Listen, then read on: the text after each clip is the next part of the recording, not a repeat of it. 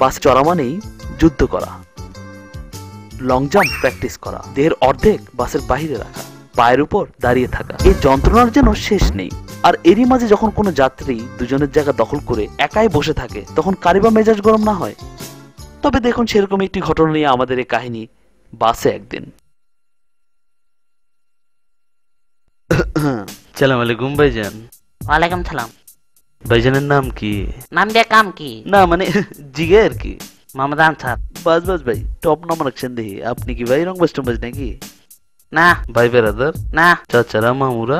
না। ভাইজানে কি বিয়ে করছেন? আর মেয়ে পরিবার আবদান কেলা? চেতেন কে? পেটে কি কিরমি আছে?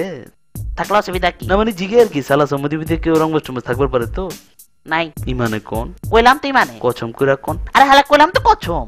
তাহলে হলে সই জয়া বয়, তো ছড়ায় বলছিস কে? বাসটা মনে জন তোর বাপের সি দয়া বন, নইলে ঠেঙ্গেন নলা ভেঙ্গা বাচ্চা তোর হালাই দিমু। হালাই মাছে খারবার পারে না, হালাই চাগায় বলছে সোজা।